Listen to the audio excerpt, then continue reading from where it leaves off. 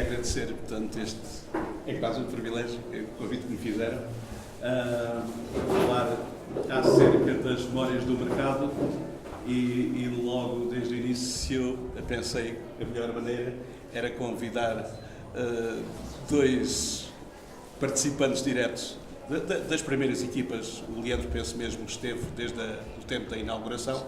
Sim, acidentalmente no dia da inauguração, e depois vim como elemento constante um ano depois, 46.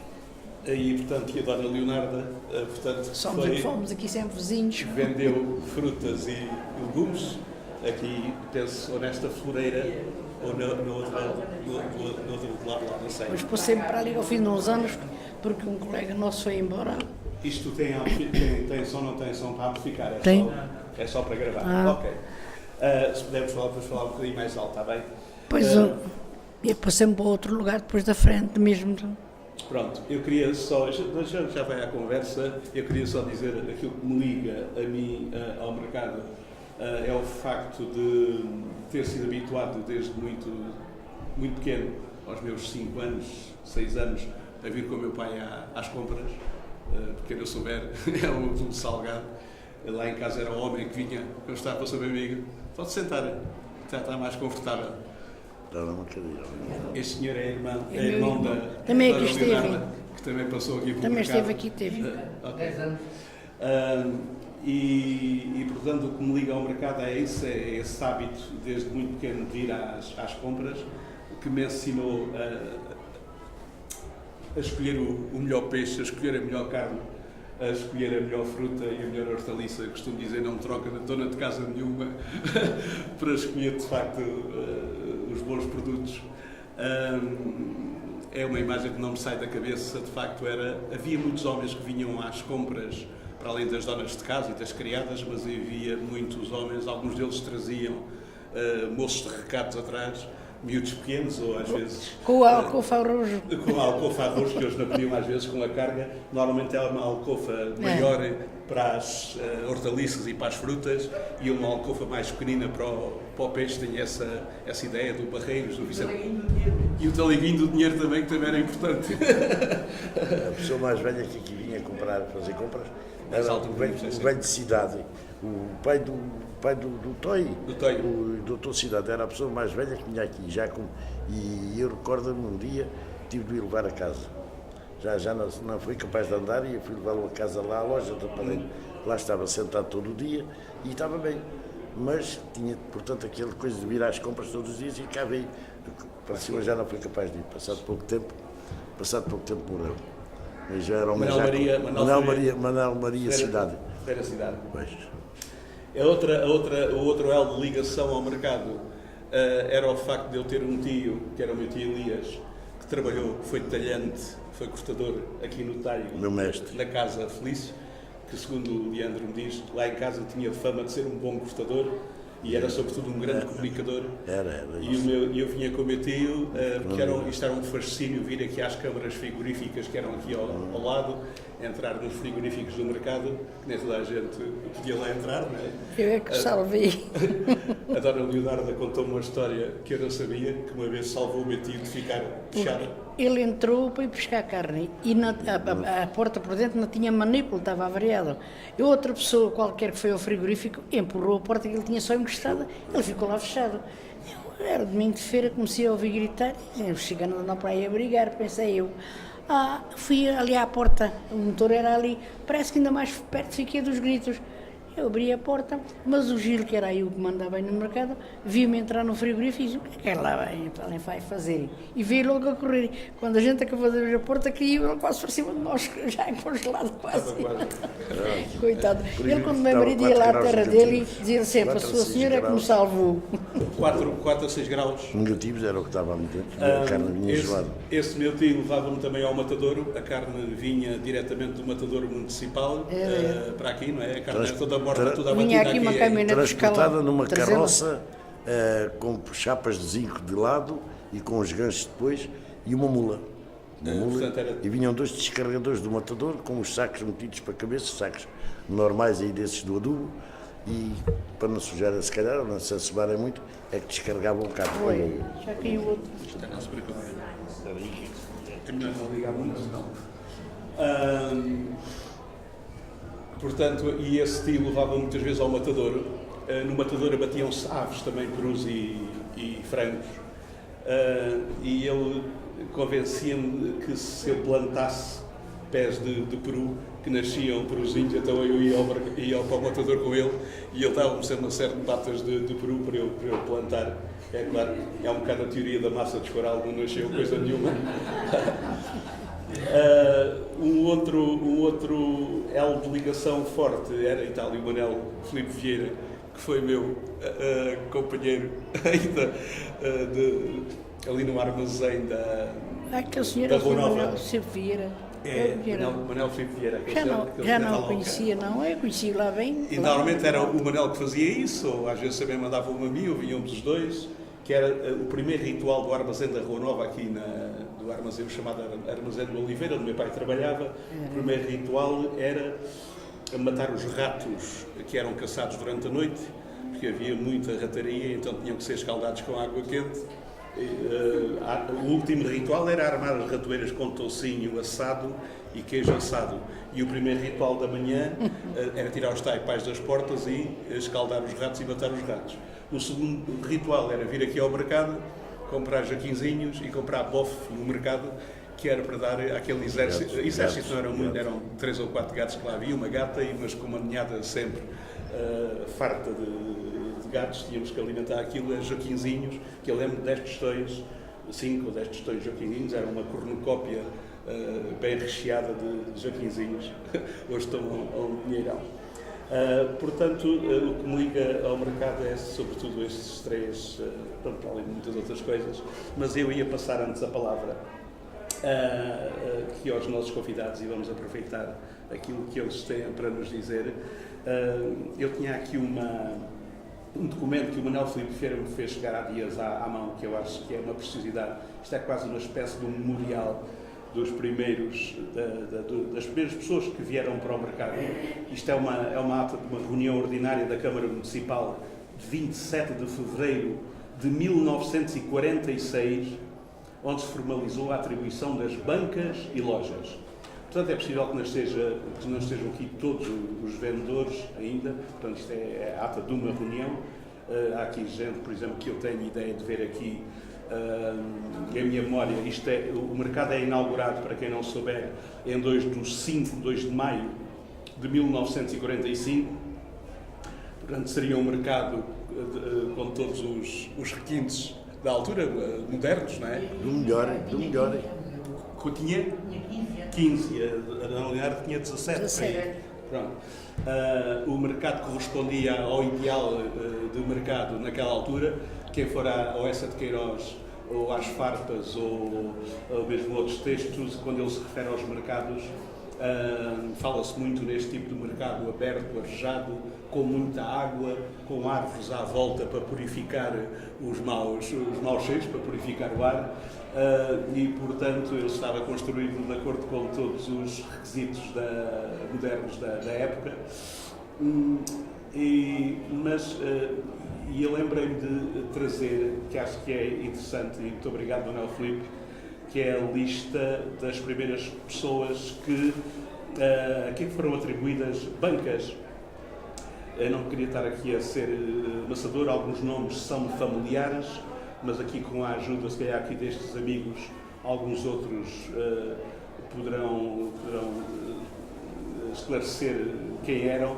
Portanto, o Sr. José António Felício, que era da família... Era meu irmão. Era o irmão aqui do... E era o mais velho de todos e veio para o talho, que era do meu pai. Meu irmão Zé era o mais velho dos irmãos. E tinha estado a aprender a cortador em Estremoz. Mais alto deve ser. O meu pai depois comprou um talho na Praça do Peixe, na Praça Cândido do Reis, creio eu, e o meu irmão veio para ali. Depois foram atribuídos talhos aos talhos exteriores, que eram só 6, e ele veio para aqui. Portanto, o talho inicial é lá em cima? É lá em cima na Praça do Peixe. Na antiga Praça do Peixe. Como se chama? É a Cândido dos Reis. Pois, lá Cândido dos Reis ou Praça Cândido dos Reis. Portanto, o meu pai tinha aí um talho e os talhos havia só 6 em Montemor. E os 6 foram atribuídos, aqueles 6 talhos além, aquelas 6 lojas além foram atribuídas aos talhos que havia. Para se ter um talho nessa altura, era preciso ter um alvará próprio. Quem não tivesse, e já não cediam, já não davam mais, porque julgavam com certeza que era o suficiente para a população. Quem quisesse montar um talho, não podia. O talho tinha alvará, e o alvará valia dinheiro. Era vendido. E já isto mesmo até 1960 e muitos, manteve-se esta lei, chamamos-lhe assim, de não se poderem, tal como uma farmácia hoje, ou uma coisa dessas, que só, muito especialmente, e com justificação. Agora não sei como é, mas agora julgo que é um estabelecimento vulgar, não é? Se bem que havia mercearias na vila que vendiam carne de porco na altura do Natal. Lembro de haver uns aldeadores. Mais tarde, muito mais tarde. Com... Mas isto já nos anos 50, talvez, depois da inauguração do mercado, 15 ou 20 anos depois. Exatamente. E era só porco, portanto, só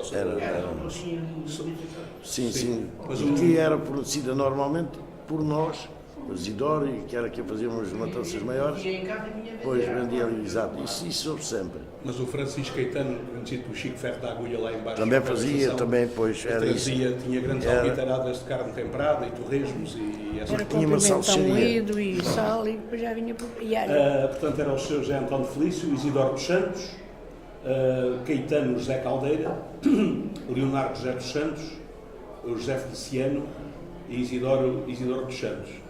Há aqui uma coisa que dá nas vistas. O Caetano, deixa-me ver, o Caetano era o sogro do Vicente Barreiros. Exatamente, Caetano José Caldeira. Pois. Há aqui uma coisa que é interessante que dá nas vistas, que é que a firma Felício pagava, era muito superior, eram 610 escudos por mês.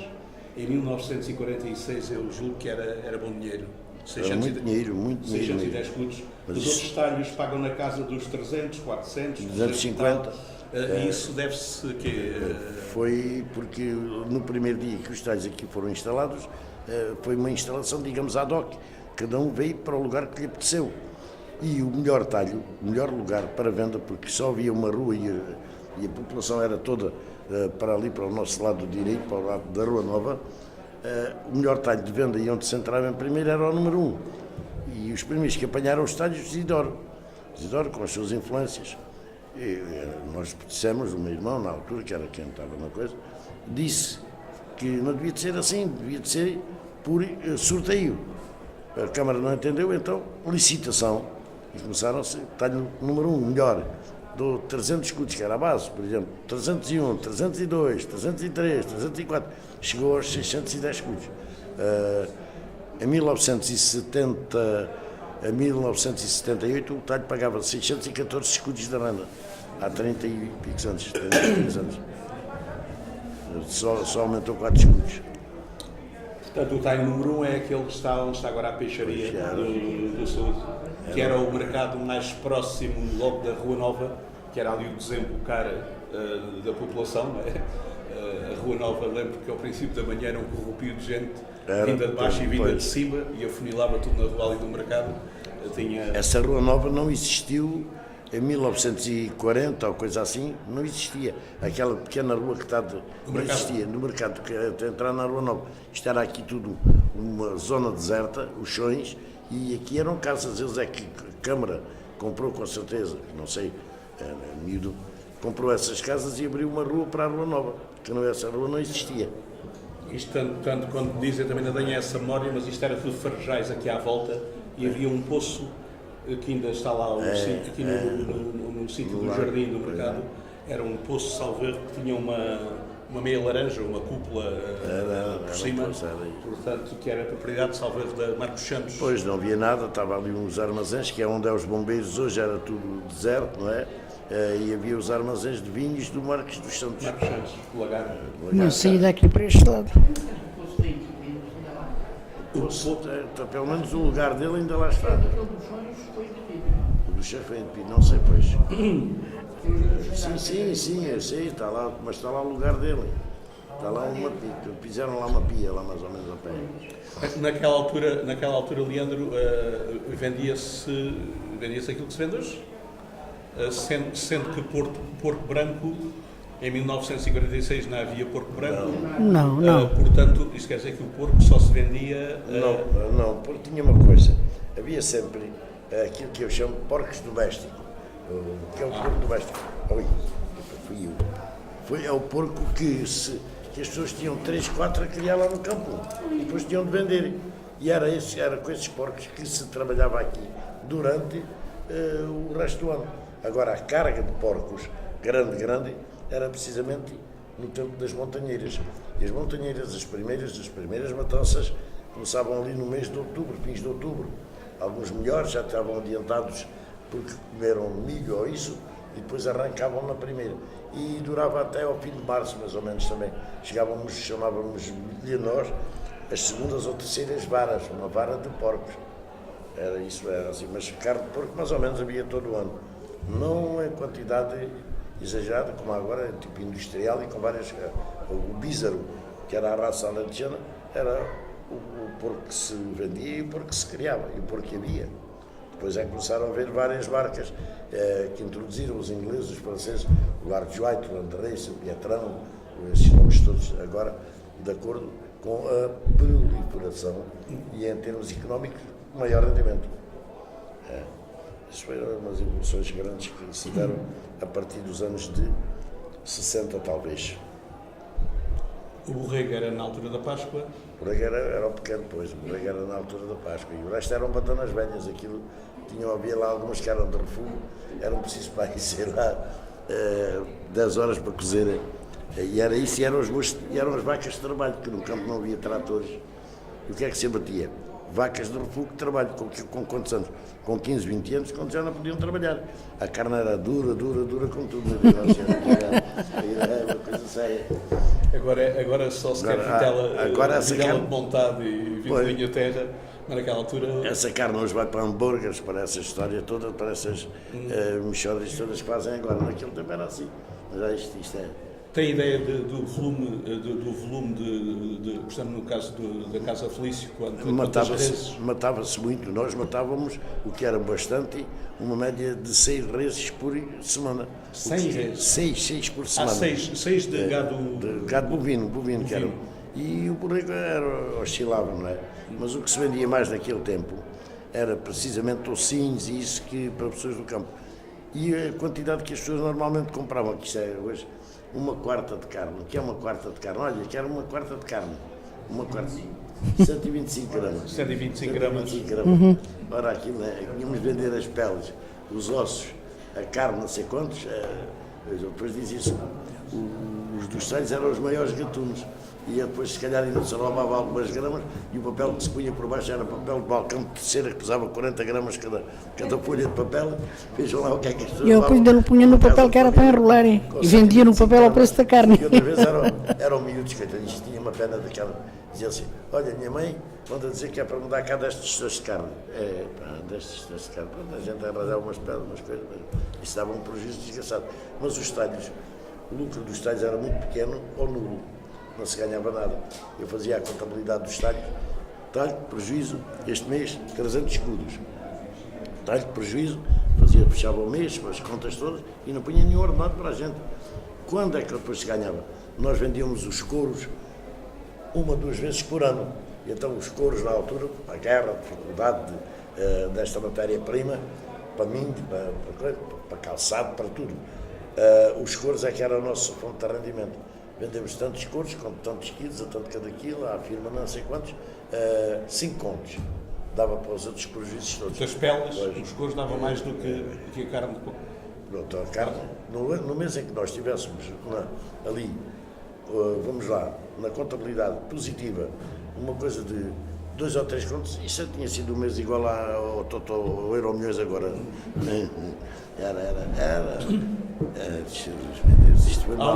Há um negócio que desapareceu, mas esse não era feito propriamente nos talhos, era feito ali àquele canto ao pé do talho número 1, que eram os homens que vendiam as dobradas, as mãos de vaca. Era o campo, pois. Era isso também. Os pés de borrego e a criação, não é? O homem que vendia aquilo chamava-se Mané Mané. Mané Mané. Era o Mané Mané. Era o Manel qualquer coisa. E era empregado do matador. Mané Mané, você lembra-se do Mané Mané? Teve um filho até em Lisboa, porteiro lá dos cinemas, que depois lá do Roma foi, mas ele era funcionário do Matadouro e era dos que carregava a carne para aqui também. Sim, sim. Pronto, porque estava no Matadouro e tudo, ele é que tratava das dobradas, é que tratava disso tudo, e era lá ali onde vendem agora queijo, que ela é na esquina mesmo, ali naquela ali. Pois, foi. Mas depois estava numa pedra além. Depois estava numa pedra a seguir à dobrada. Estava, vinha lá, já vi lá de cima. Não, ele ficou numa pedra além a seguir à mulher dos pezinhos, que era a família dele. O seco era figura castiça. E alguns animais que ele gastava. Mas quer dizer que ele íamos lá trabalhar, era o Casa Velha, direto do lutador. Pois era o Casa Velha. Casa Velha. Antônio Maia. O nome próprio dele era Antônio Era Maia. mas só conhecia era o Casa Velha. Não teve. O Zé Bicha vendeu o talho dele a quem? Ele tinha um talho também, persiano. Pois, e aqui teve lugar, no início teve lugar. Ele é que vendeu o talho, ele não vendia, já estava velhote e não vendia quase nada. Não vendia quase nada e apareceu-lhe alguém que lhe comprou o talho. Deixa-me ver que eu, se eu me recordo quem foi. Isto estamos nos anos de 48. Pois. Lá num quintal que lá tinha. Sim. Pois sim, o Dr. Angelino. Mas o Galinha, que ele foi baterista de uma coisa, trabalhou aqui, no café do Bastos, e namoriscou e casou com essa moça, na altura, uma filha do Mané Mané que estava a vender precisamente dobrada aqui. Ele a vender cafés aqui, nós tínhamos pomposamente, íamos levar os cafés lá ao talho, íamos levar os cafés. Era a Alice. A Alice, a irmã do Zé Bicha. Pois, é possível. Essa vendia era um tabu. Ela é que Isso é um pitel que se perdeu. Ela é que os arranjava, que era era que os pés de borrego de matada. Com uma batatinha que era das melhores coisas, dos melhores pitéis. Também tinha dobrado, tinha tripa, tinha... Desapareceu. Davam, aquilo era uma mão de vaca, era vendida toda. Tudo que era da vaca era vendido. Mas dos borregos era dado. Os pés dos borregos eram dados. Só o trabalho que aquilo dava a limpar era o que eles rendiam. O Adelino Foninhas, a determinada altura, também dávamos isso, ele também vendeu aí, uma pessoa qualquer por ele, o Adelino Foninhas. E isto tudo porquê? Por exemplo, nós depois tínhamos várias pessoas que nos ajudavam lá fora. E um deles era, por isso eu falei, no Adelino Foninhas. A missão de Adelino Foninhas, eu, novato, era salgar umas peles. E eu era um senhor, nos meus 20 anos, que andava a jardinar. E o meu somos nós, eu vou fazer este ano ainda. Vou fazer ainda para outubro. Havia, salvo erro, 4 fábricas de cortumes em Montemor. Tanto quanto eu conseguia apurar, havia o Zé Dias. Zé Dias, tinha lá. Havia o Leonardo José. Sim, além. Os Isidoros. Os Isidoros não sabia. Os Isidoros Santos, acho que ainda também tiveram ali para o Porto das Lãs. E era o Raposo. E era o Raposo, que aqui nas traseiras, aqui nesta rua, havia aqui uns armazéns, pronto, quando se matava borregos, armazenavam-se aqui e depois era... Peles, comprava peles lá, tudo. Não, as coisas eram muito difíceis naquele tempo, para todas as pessoas. As pessoas que vinham comprar, de uma maneira geral, tinham pouco dinheiro. Gente do campo, isso era no fim de semana, depois havia crises de trabalho, consumiam, por exemplo, uma casa de família grande, consumia-se 8 quilos de tocinho, ou coisa assim. Na semana seguinte, porque choveu e porque não tiveram trabalho, queriam 2 quilos. Claro, aquilo tocava que eu tivesse um bocadinho de coração, e isto emociona-me, tocava um bocadinho. Resultado, eu nunca disse, na semana passada vou 8 quilos, esta semana não posso, porque não trabalhei, pronto, eu disse, não, então leva mesmo, então assim. Isto chegávamos muitas vezes ao fim do ano com dívidas, naquele tempo que era muito grande, de gente assim, de 40, 50 contos, era quase que a mantinha. Essas pessoas eram estas pessoas que sim, porque o que é que gastavam nessas pessoas que trabalhavam? Tocinho, que era a base, e pão. O resto, nas hortas, apanhavam qualquer coisa e não era nada. Não tinham o privilégio de poder comer vaca ou borrego ou isso. O largo da Câmara era conhecido para a Ilha do Tocinho, porque a casa viúva Germano José Pereira, no Armandinho. Portanto, o conduto e era tudo à base, eram chamadas bifanas à floresta, que eram umas sandes com o toucinho, com os dentinhos de alho, e portanto era chouriço e toucinho, que era aquilo de facto. Eu perguntei uma vez, eu tenho os lombos, quando é que iam os lombos? Alguém matava os porcos, toda a gente comia toucinho e chouriça, e para onde é que iam os lombos e os lancões? E eu, para a casa de médicos, ia muita coisa para fora da terra. Para o Barreiro, para... Era isso que eu, precisamente, os cobradores do João Cândido Belo que vinham aqui, por exemplo, nós fazíamos paio de lombo, que era extraordinário. Tinha salsicharia. Nós tínhamos salsicharia, nós tivemos semanas de matar 50 porcos, que era muito. Então, ali, o seu tio trabalhou lá, que Jesus, meu Deus. E essa gente que levava, tinha guerra e dificuldades, e nós soubemos que até 1950 em muitos ainda havia senhas para se comprar determinados artigos, e essa gente levava daqui para lá e pagavam bem. Mas eles tinham lá os seus clientes, calhaços lá de Lisboa, aquela gente comprava isso tudo. Aqui vendia-se pouco, de maneira que isso era mais vendido lá fora. A carne, chamamos de carne nobre, os enchidos nobres. Nobres não do nome da marca que anda aí, Nobre. Nobre porque eram bons, eram extraordinários, eram os melhores. Os melhores é a qualidade de carne que se escolhia para os fazerem. Só vendia carne que era produzida aqui na zona? Só, nós não comprávamos nada, não comprávamos nada fora, nada. Tudo, e os outros estados faziam o mesmo? Todos, eram todos. Na altura não havia mandar vir carne daqui ou dali, não. Tudo tinha de passar tudo para o matadouro. E no matadouro eram todos inspecionados pelo Dr. Angelino. Não podia ser vendida 1 grama de carne num talho que não tivesse passado por uma inspeção veterinária. Estava sujeito a grandes multas. 1960 e pouco começou-se a importar carne congelada de outros países, sobretudo da África do Sul e da Argentina. E já nos anos de 70, ou coisa, crises que houve, de falta de carne, ou mais barata, ou qualquer coisa, e então mesmo essa carne era-nos entregue em Lisboa, no matadouro de Lisboa, que é hoje a feira em Lisboa, a feira de Lisboa, onde é nesse lugar, aí. Essa carne era-nos entregue, mas depois tínhamos de comunicar ao veterinário e tudo, e ele, se quisesse, podia reinspecioná-lo, e podia, se quiser, também dizer que não era permitido vendê-la. Se quisesse, tinha a autoridade para isso.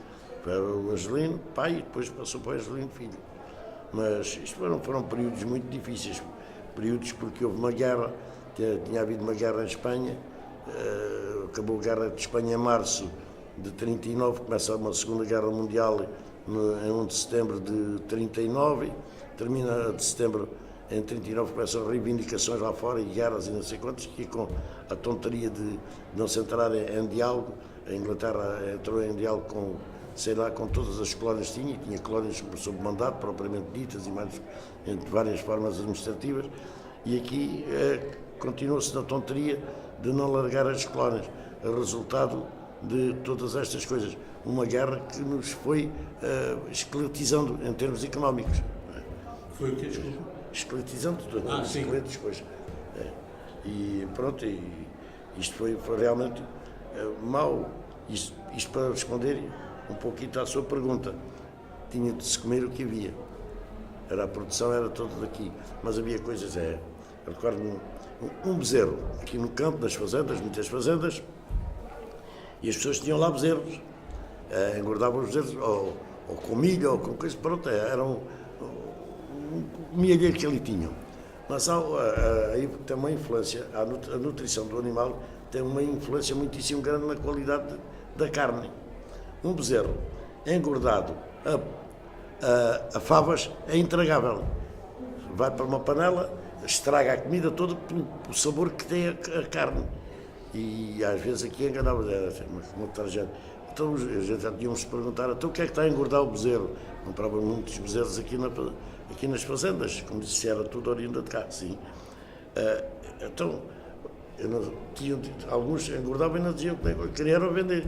Quando era aquele dia, no outro dia, Jesus meu Deus, eram reclamações de todo lado, estragou-me o almoço, estragou-me o jantar, a carne estava intragável, tinha sido engordados a favas. A fava é uma que tem influência, se calhar por acaso que na Argentina, a mercê dos pampas, ou da qualidade de pastagens, claro, que são das melhores carnes do mundo, não é? E aqui as favas davam cabo da carne e davam cabo da gente todos depois. A gente era só reclamação no dia seguinte.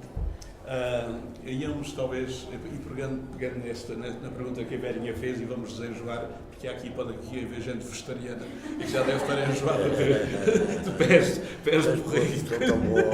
Pés de porco tão bom.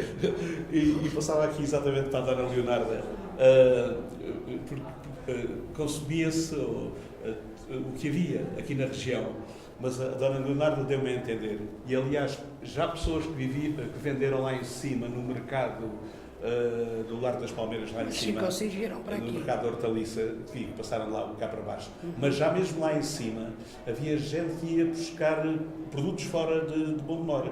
A Carmina Catita, a mãe dela, portanto, vendeu ainda na praça Natália, vendeu ali àquela quina, e que acho que vendeu lá em cima, com o avô do Manuel Filipe Vieira, que tinha a banca número 1, já lá em cima, na Praça Velha. Mas já me diziam que nessa altura já iam buscar coisas ao comboio, vinham do Algarve e não sei o que mais. E a Dona Leonardo deu-me a entender que ia buscar muita coisa fora. Mas isso foi depois de casada, não é? Depois eu casei e o meu marido meteu só negócio com os caminhões, 2, e com empregados. Estamos a falar dos anos 50, 60, por aí. Pois, sim.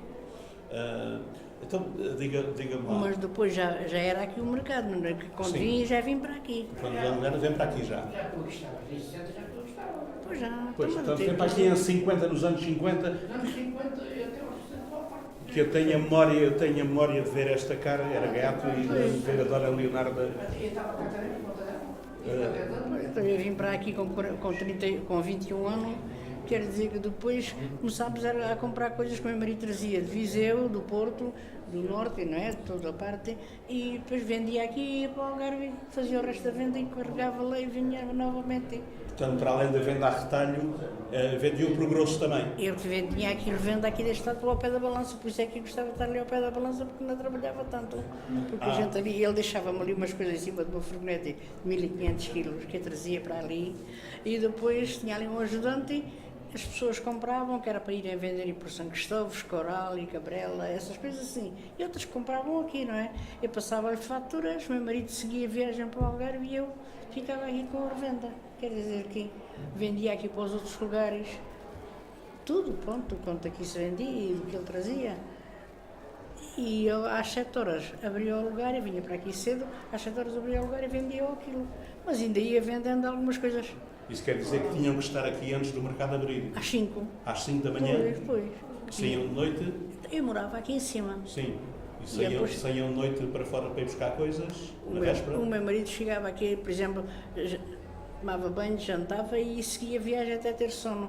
Depois um bocado dormia e depois chegava ao Algarve de manhã a abrir as portas dos mercados. Depois. E portanto faziam a venda por grosso das aqui, 5 até às 7? Eu e um ajudante, teve aí o meu irmão também 10 anos comigo.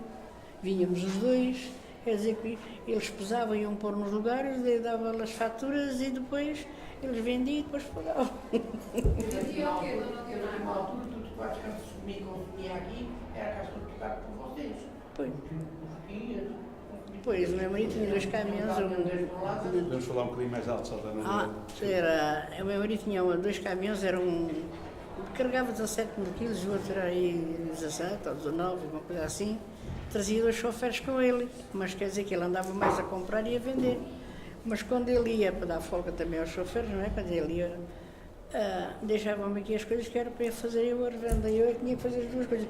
Vendia para a revenda e eu depois vendia ao miúdo até aí à 1h da tarde. E havia mais vendedores que tinham esse esquema de vender por grosso, o João Rodrigues, por exemplo. O João Rodrigues era tudo coisas mandadas vir pelo comboio. Tudo. Vinha por telefone, comboio. Pois. Bananas? Mandava vir por bananas umas de Setúbal e outras da Rua das Flores em Lisboa. Rua das Flores? Sim. E eu também gastava de lá, desse armazém. Mas o meu marido ia lá sempre buscar aí à volta uns 500 quilos por semana. Porque depois nós vendíamos para os outros lugares. Não era só para eu ficar. Eu ficava ali com umas 2 grades, umas 3 grades, com 4 caixas cada uma, eram caixas penduradas, que bem assim nas fotografias. E depois eu, quer dizer que vendia para Labra, vendia para Arraiolos, vendia para os Corali, para São Cristóvão, para Cabrela, assim um caixa, uma coisa assim, quer dizer que aquelas bananas todas eram distribuídas aqui, não iam para o outro lado. E o resto ficávamos vendendo lá a semana. Esta arrumação da fruta que isso era eu que fazia. Era eu que tinha que fazer. Deu-me a entender que aquilo era quase tudo passado. E tudo limpo a um pano. Era tudo limpo a pano? Depois era tudo limpo a um pano, depois estava tudo luzidio. Depois vinham algumas senhoras que não compreendiam bem, porque viam um pero mais encarnadinho num lado, olha aqui é aquele ali. Mas aquele ali está debaixo dos outros todos, faz cair aquilo tudo. E elas ficavam assim um bocadinho torcidas. Quer dizer que não compreendiam, porque a gente, às vezes, eu até vos virava assim, às vezes um bocadinho mais, para não se verem nadar nas vistas por baixo, porque senão elas queriam aquilo esbandalhado. A Dona Leonardo, e com a ajuda do seu irmão e tinha lá um rapaz também que era chamado Simão. Sim, mas... Ela teve muito tempo. Mas depois ele abulou para a Suíça. Desde 1946 até 78. Ela andou a estudar. Mas ele depois... levantava também mais saí 5 para da fora manhã, do país. 46, Saí e para fora estudar do país coisas. também. Era bom, era Suíça. 5 da manhã, levei anos e anos a levantar mais 5 da manhã para vir para o talho. Não, mais tarde foi, foi mais cedo. Foi em 46, 47. Ajudamos lá a fazer a planta aqui um bocado. Algumas pessoas é impossível recordar tudo, mas aqui, por exemplo, nesta floreira, era a senhora que estava? Estive aqui da ponta de lá, mesmo em frente do frigorífico. Depois havia um senhor Mateus. Mas isso era no outro bancada onde está a senhora das Flores. Onde está a senhora das Flores era sim. o senhor Mateus. Era o Valé Mateus. O Malagueira, o casal. Era ali à entrada da porta. O Malagueira, lembro que ele está ali aquela. Primeiro. Silva, né? Exatamente. Primeiro só vendia coisas dele lá da horta. E depois começou a comprar-lhe da revenda para vender ali junto na pedra do lugar dele. Havia uma senhora Roque, a mãe do é a Angelina. Roque, que era ali aquela. Aqui é a senhora Angelina Roque. Esta quina aqui. Sim, certo. Do lado de lá aqui. O marido vendia peixes para o campo. Olha, o pai, o filho dele vai além. A Urias. Ela vendia aqui os ovos e as coisas que ela trazia e outras que ela me comprava a mim. Mas assim, caminhonetes assim, era só caminhonetes que viessem de fora. Aqui de terra não havia assim muita... Não conhecia, não me lembro. Depois é que veio o Manel Rachado, que era o marido da Margarida, que já estava ali no lugar a seguir à senhora Angelina Roque. Depois a senhora Angelina Roque abalou, não sei porquê, não me lembro já bem. Ela fez-se velha. Os já todos vendiam. Não estava cá ninguém ainda, só estava a mãe. Nessa altura... E a Margarida, depois a Margarida... Eu para cá vinha até aqui venderem o batalho. Sim. Dias depois eles entraram todos. Bom, mas quer dizer que primeiro só estava a mãe e ela mandou tirar a carta à filha para ser a chofer do marido, a Margarida. Tinha uma caminhonete até uma caminhonete. Não, isso foi depois de cá estar há muito tempo. E depois de casar é que veio para aqui com o Alfredo. Foi. Mas quer dizer, primeiro era só a mãe ali naquele lugar. E o pai andava com uma caminhonete e a Margarida mandou-lhe tirar a carta. E ela andava, era a chofer dele. Mas ela era assim para a minha idade. Tudo por anos 80. Pois, está bem, mas o meu marido já andava por todo lado. Mas o meu marido morava naquelas cargas grandes, demorava mais tempo de fazer as vendas. Tanto faz no Algarve como em Viseu, no Porto, era onde ele fazia o negócio dele. Os painéis que são dos agrícolas. Eu creio que já disse quem é que teve. O Sr. Leandro está a querer fazer aqui uma alusão aqui aos painéis de azulejos. Que são lindos. Eu creio, as fotografias estão num livro que está na Biblioteca de Coimbra. Quem tirou essas fotografias e que fez um livro, formou-se em Coimbra, foi o Dr. Mário Vacas. E escolheram, estes painéis estão aqui, que são motivos alentejanos, e nas propriedades do pai dele. Já havia umas máquinas fotográficas um tanto ao quanto coisa. Já estamos nos Mas eles anos 30. fizeram ao contrário, desculpa. A entrada principal diziam eles que era além, não é? E vieram pôr o brasão aqui deste lado. Quer dizer, para a entrada principal praticamente é esta, mas não A é. entrada principal, em princípio, deve ser deste lado. Mas É que tem o além brasão. é que o Pois, doutor, é que o presidente dizia que queria a entrada virada para depois onde era um jardim, onde era essas coisas assim. Mas eles vieram pôr o brasão aqui deste lado. Eu estava do lado da porta principal, mas não estava. A porta principal chamava-se aquela, tanto quando a faziam aqui os bailes, estas estavam todas fechadas e só além é que se entrava. Do lado da porta principal estava o Joelino. E estava na frente. O João Rodrigues, E daquele estava lado. o Zé Enjeitado, que era o marido de uma cunhada minha, também na outra ponta de cá. E estava a Capitolina Mota, que era do frango, primeiro, casada com outro homem, mas na ponta de cá. Depois ela deixou e juntou-se com o frango e veio aqui para este campo. E era o Sr. Pereira, da Gracinda. Mas isso já foi quando a Capitolina abalou de além. Pois, ficou com metade do lugar. Mas depois o Zé Enjeitado abalou, foi-se embora. E ela ficou com o lugar todo, mas era muito caro e ela andava sempre também atrapalhada para poder pagar. Mas então a vida era assim. E eu estava só em metade do lugar, metade era meu, metade era da Capitolina. Mas eu é que estava mesmo em frente à ponta de lá, ali daqueles lugar aqui, não é? Onde está ali aquela senhora aqui da fruta. E depois o Valé Mateus abalou para a França, deixou aquele lugar e eu passei para ficar com o lugar todo, porque primeiro o Valé Mateus só tinha metade do lugar. Vendia ali um salsinha, um homem que era descorado. Quem?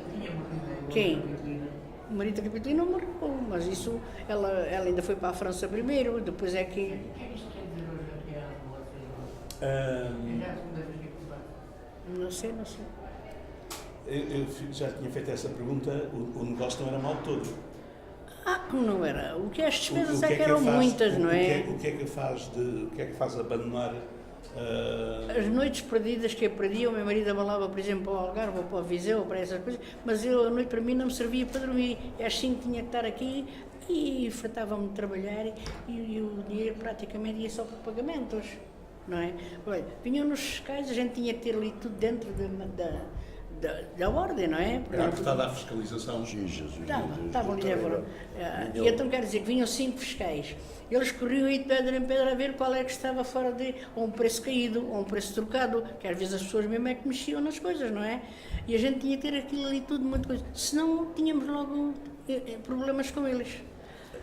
Nós não podíamos sair fora da percentagem. Nós tínhamos 3 livros, não é? Um das compras, outro das vendas e outro das despesas. Mas o nosso ordenado não estava lá, o ordenado dos empregados não estava lá. Isso tudo saía das despesas e depois no fim a gente não tinha que pagar às finanças mais do que devia ser.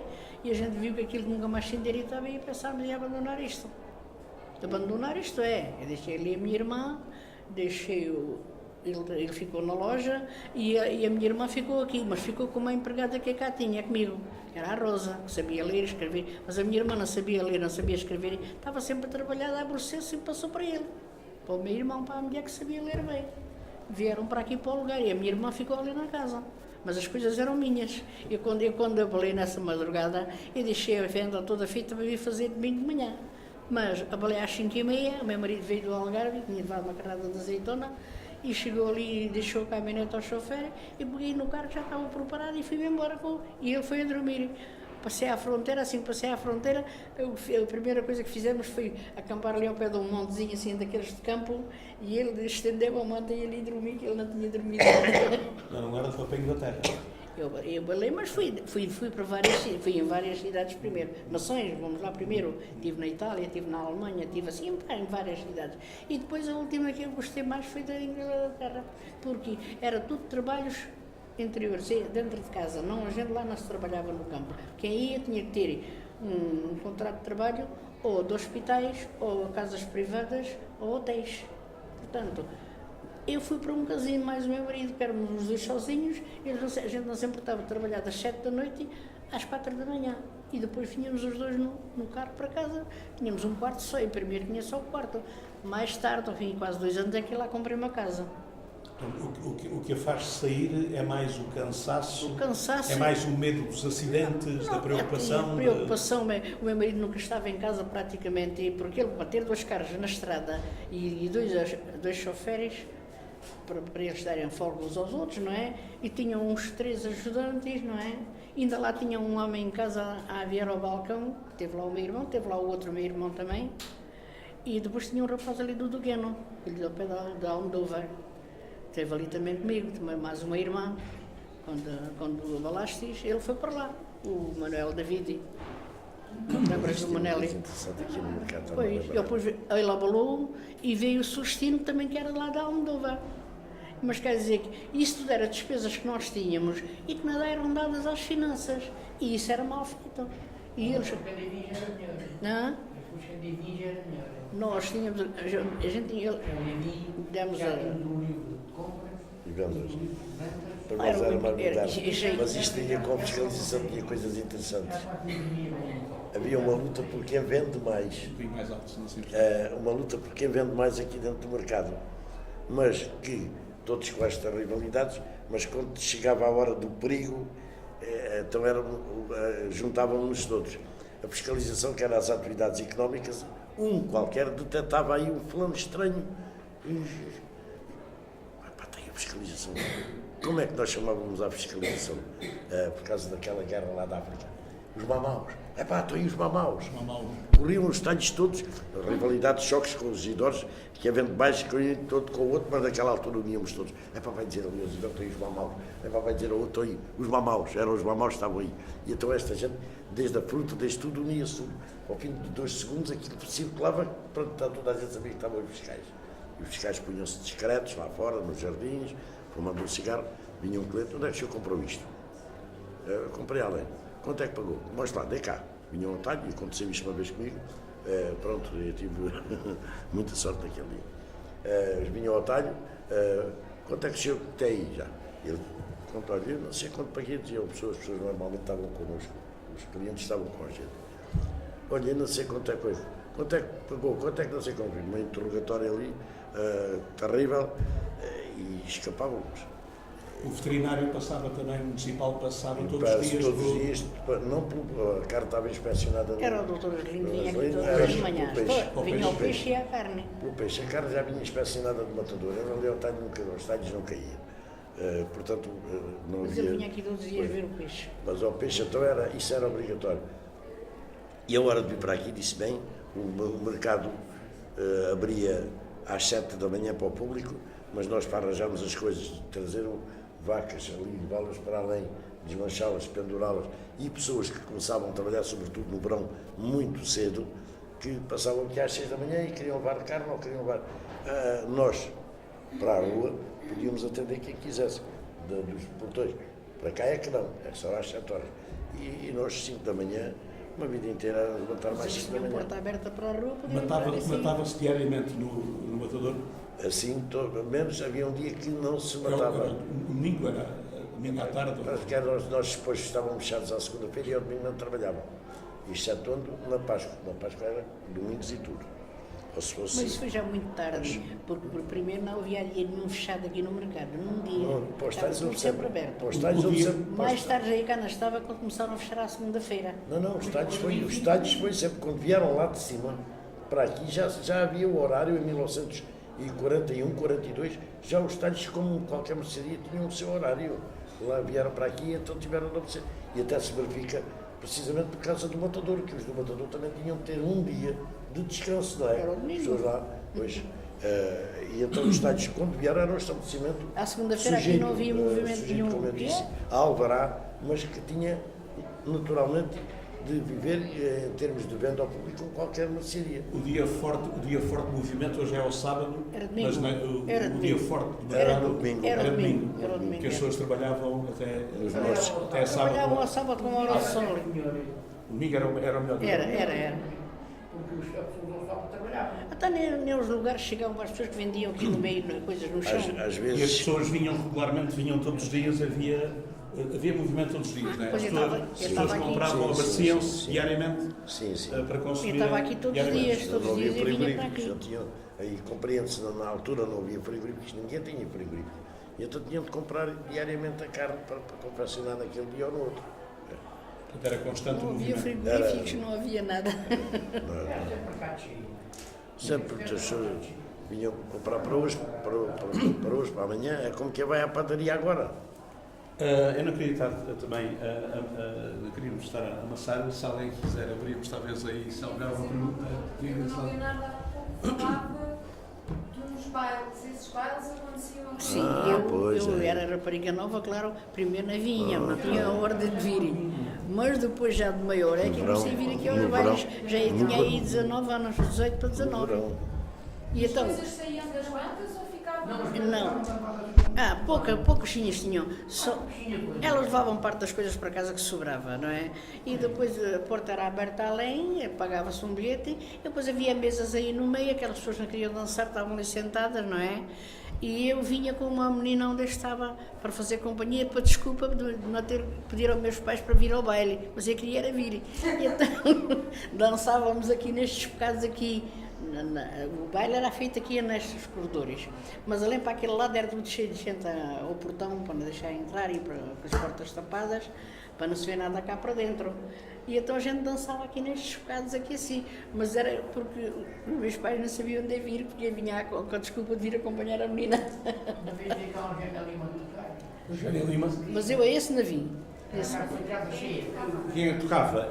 Eram músicos aqui da terra, pequenos E metiam discos cavalinhos. também, e coisas Já assim. discos nessa altura? Depois também metiam discos assim no E alto-falante. veio tocar Eugénio Lima, e alguém me disse que a Amália cantou aqui. Não, sei eu se não já está estava cá. Aqui neste campo. Aqui, não Isso sei foi já se mais tarde. mas Mas isso já as pedras estavam cheias de coisas, já nem as podiam levar todos os dias, não é? Porque já nem podiam aqui meter pessoas, porque não davam a conta a guardar as coisas que estavam tapadas. Por exemplo, eu tinha o meu lugar assim carregado, já não podia haver aqui baile, não é assim? Foi. E ainda tinha para a revenda, que depois aquilo na vendia ficava ali encostado à parede. Tens alguma ideia, Manel? Também não tenho ideia nenhuma. Mas Lembro-me de ver programas até, das festas aqui, nunca vi programa nenhum que anunciasse a Amália. ontem alguém me disse. Nunca. Pois. Não, aqui ainda não ouvi. Quando era aqui os bailes, ainda, as pedras ainda não ficavam aqui com coisa nenhuma assim. E a Amália seria certamente. Estrela na passaria despercebida. Você é mais novo que eu, mas estou realista. Não sei, querem fazer por aqui alguma questão aos nossos convidados? Eles são, penso, já dos poucos sobreviventes das primeiras equipas que passaram aqui pelo mercado. Eu nasci ali Já não há e vivi muito, sempre há aqui. mais gente viva. Depois é que me fui embora, mais nada. E quando vi, Eu, primeira vez fui pedido 10 anos por conta dele.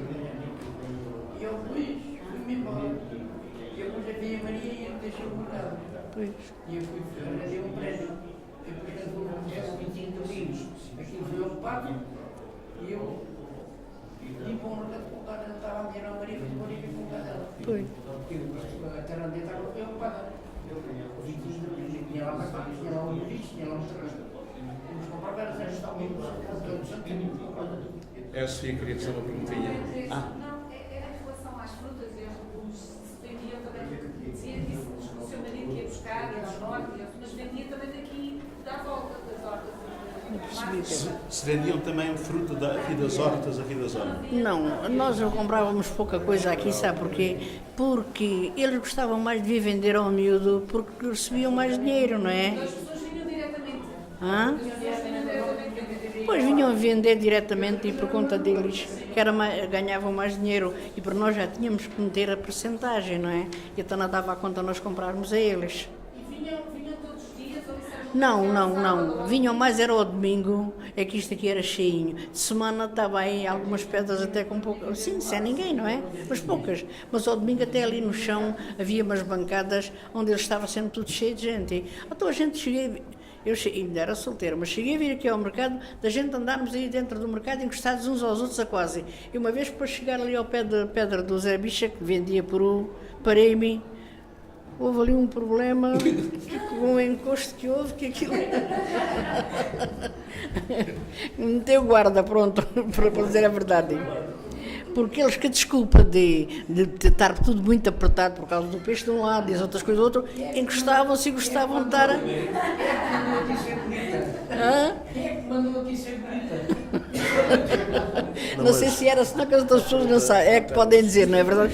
Mas quer dizer que aquela desculpa encostavam-se, não é? E depois eu olhei assim para trás e faço assim, então isso é o quê? Senti-me as mãos assim nas minhas costas, que eu era baixa, não é? E eu dizia, isso é o quê? Ele faz assim. Eu trazia uma chave na mão e a chave não era muito pequenina, não é? A chave. Num lado trazia o cesto, no outro lado trazia a chave. E ele fez-me aquilo, eu podia dizer assim, olha, desculpe, foi sem querer, ou uma coisa qualquer, não é? Dei-lhe um chapadão, pronto, não teve isso. Quer dizer que ele ficou assim aqui a deitar sangue dos dentes, correu ali para o meio do mercado, porque o Cabo Florindo estava ali do outro lado, ao pé da porta de Malagueira. E ele foi fazer queixa já com o sangue.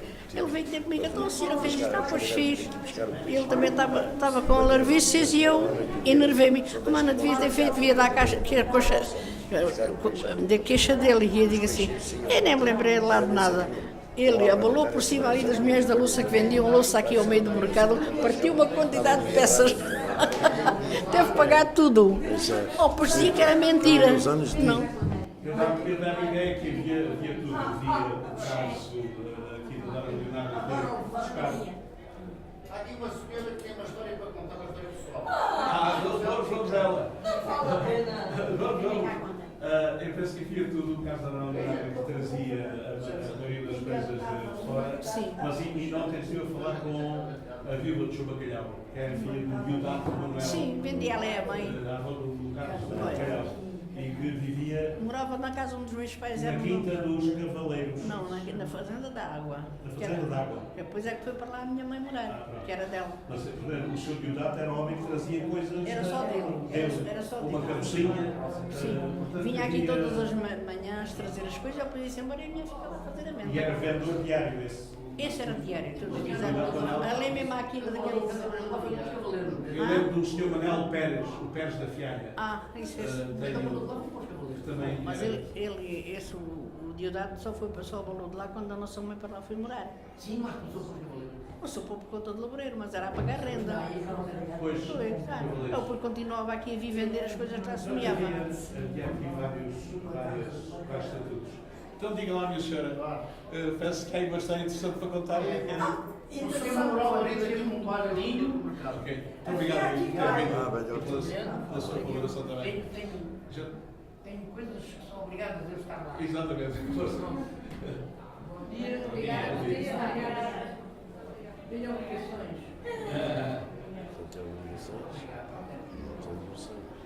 Havia aqui bairros no mercado, Exatamente. quando eu era muito jovem.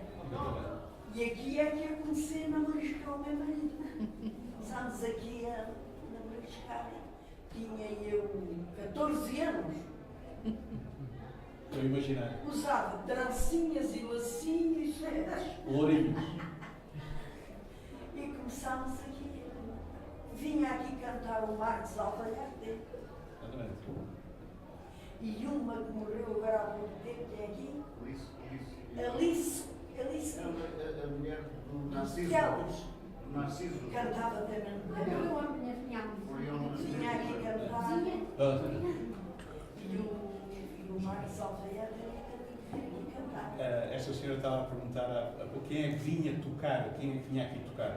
Já está a dizer que era o Marcos Alfaiate. Marcos Alvalharte vinha cantar. Era um conjunto. Era um conjunto. José Eduardo Caldeira, José Eduardo Caldeira. Sim, um alto. Exatamente.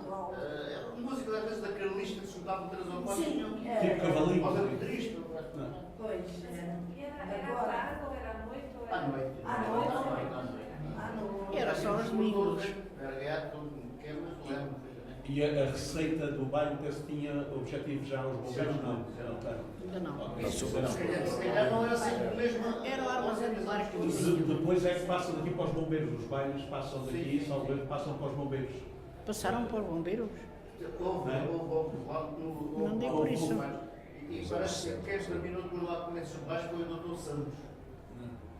Diziam que não só pelo barulho que faziam até às tantas, que ele morava ali mesmo, Exatamente. mas ele alegava que era por aquele pó, aquela coisa, ele era especialista em doenças respiratórias. e então me fazia mal, não sei o quê, pronto. Ele também acabou com os bailes ali na União por causa do povo.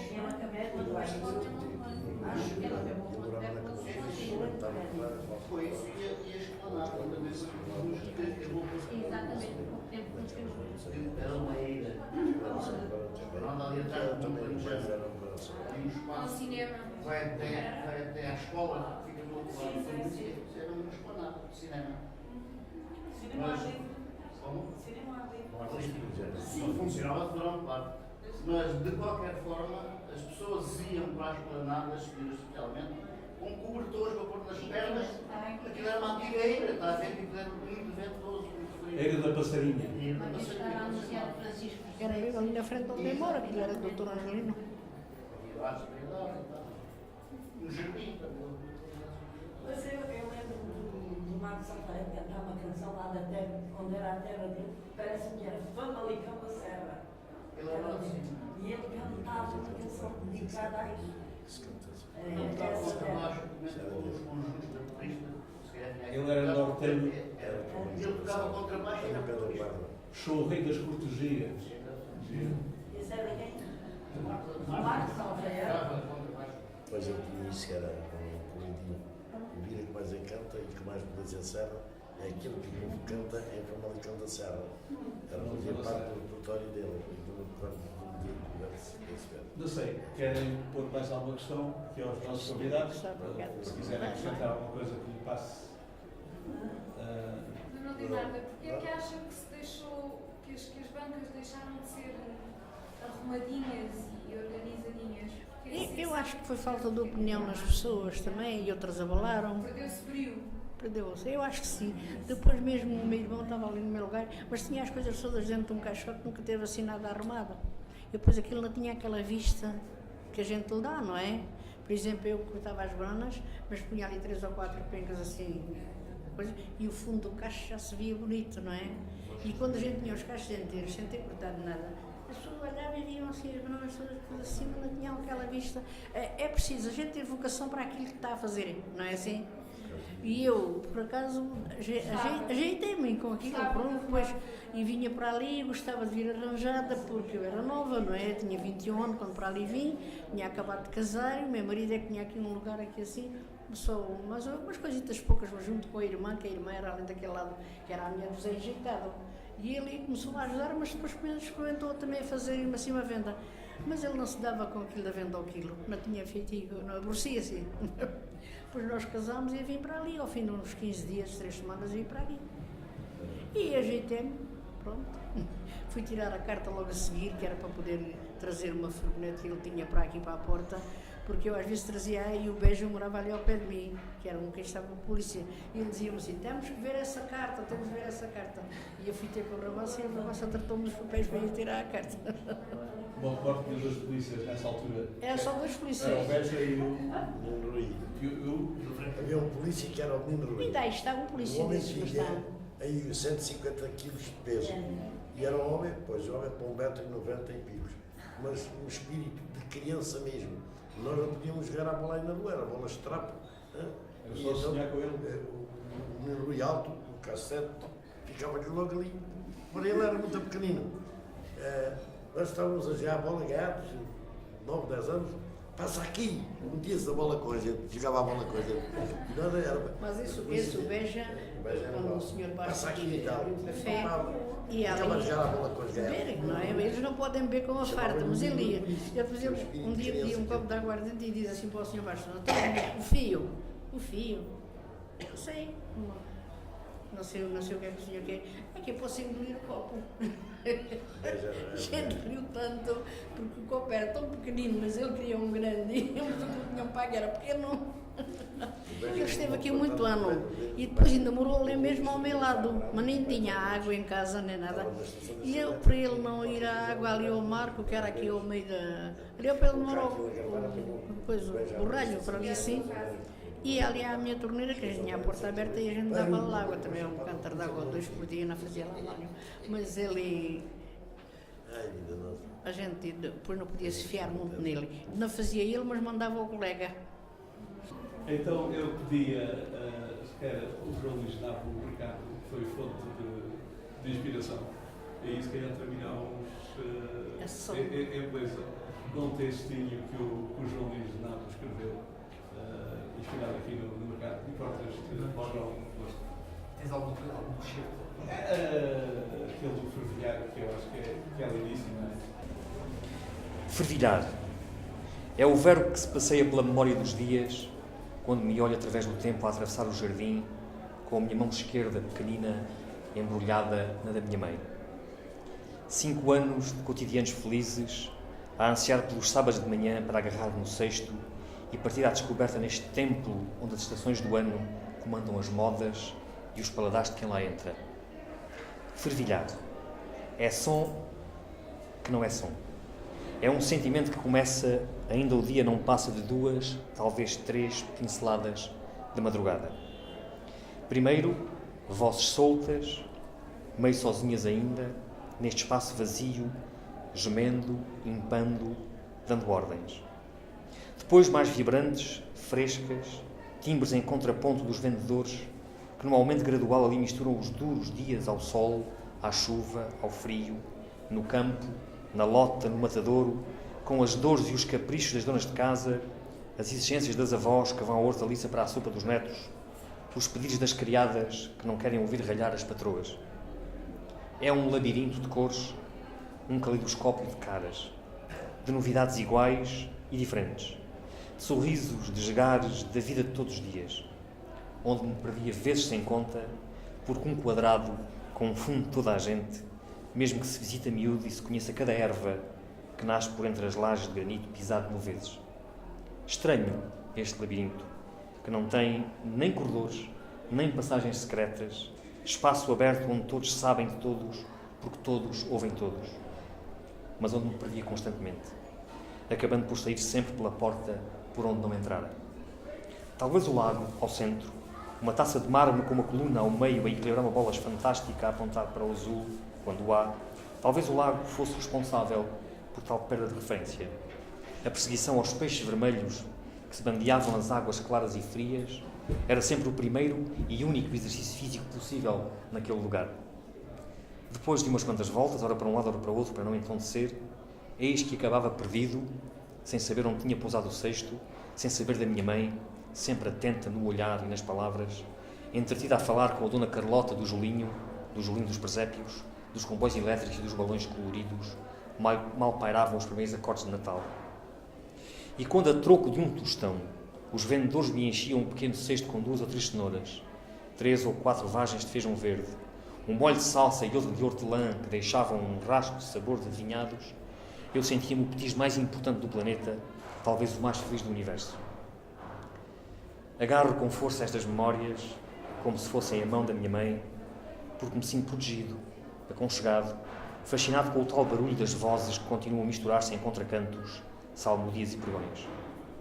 Sem, nesse tempo, perceber porquê, sentia que aquelas melodias iam fazer parte da minha vida e que se prolongariam muito mais do que durante aquela breve meia hora matinal. Só depois vim a entender o poder daquelas vozes, mais puras, mais belas, mais sinceras e convincentes, do que muitas que mais tarde, por gosto ou omissão, viria a escutar nas mais divulgadas oratórias, nas mais sublimes áreas, em tantas óperas densas e dramáticas e no esplendor das cantatas de um tal Sr. Bach. A minha mãe continua fiel às orações da manhã. Quanto é o molho de espinafres? E o carapau do alto? Pergunta ainda de banca em banca, porque a tradição vive naqueles olhos e naquela vontade sábia de continuar simples e gostar das coisas simples. Sei que ainda me dá a mão, como se eu, homem feito, diminuísse de tamanho todos os dias, pegasse no cesto que ela me dera e de moeda em punho fosse eu o responsável pelas ervas de aroma que ainda hoje lhe enchem a casa de cheiros e de sonhos. Muito obrigado.